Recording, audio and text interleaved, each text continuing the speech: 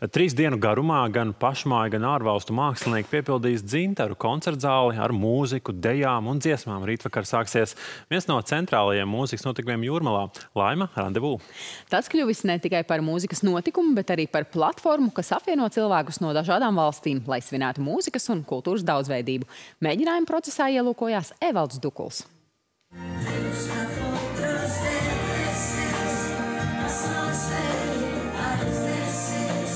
Festivāls Laima Randevū jau gadiem ilgi ir vieta, kur uz vienas skatuves satiekas gan pieredzējuši mākslinieki, gan pavisam jaunas balsis.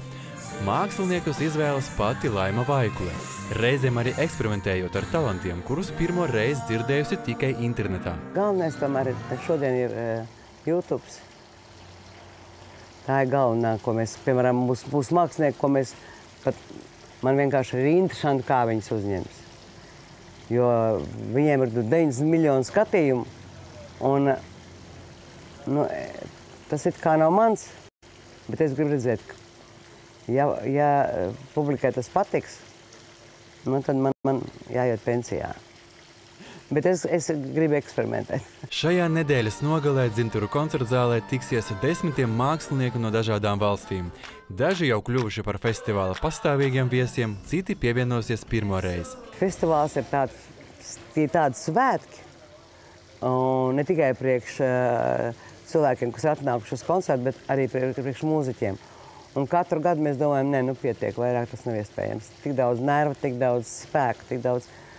Pēc tam domā, un kas tad, davai netaisīsim. Un tomēr katru vasaru viņa atkal saņemas. Atkal atgriežas šajā skrējienā, pulcē cilvēkus ar dažādiem stāstiem. Arī daudzi no Ukrainas. Nevien kā mūziķi, bet arī kā dzīvi apliecinājumi tam, cik būtiski šobrīd ir dzirdēt un būt sadzirdētiem.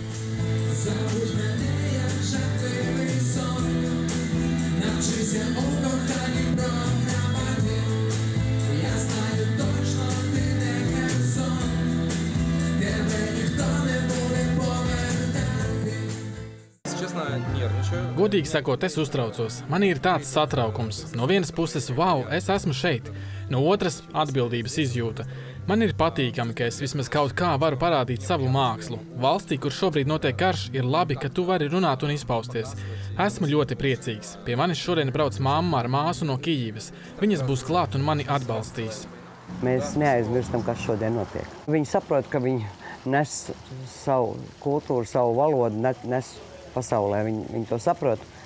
Un tāpēc jau mēs viņus aicinām, lai neaizmirst. Cilvēki pierod tiem, kam viss kārtībā. Viņi pierod pie tā, ka viss ir labi, kaut kur tur kaut kas notiek. Mēs to nevaram aizmirst.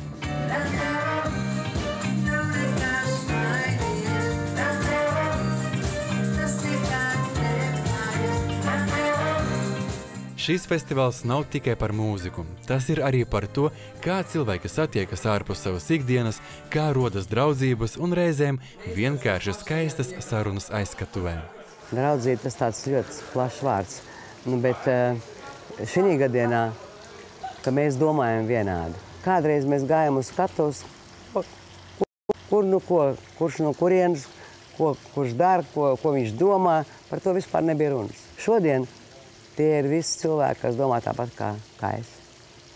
Mēs visi esam pret karu, visi nav tādi cilvēki. Uz skatuves, kurš domāt savādāk. Un tā laikam galvenā ideja šodien. Festivāls Laima Randevū sāksies jau rītvakar un Dzintaru koncertzāli piepildīs līdz svētdienai. Evalds Dukuls, Olofs Perševics, Latvijas televīzija.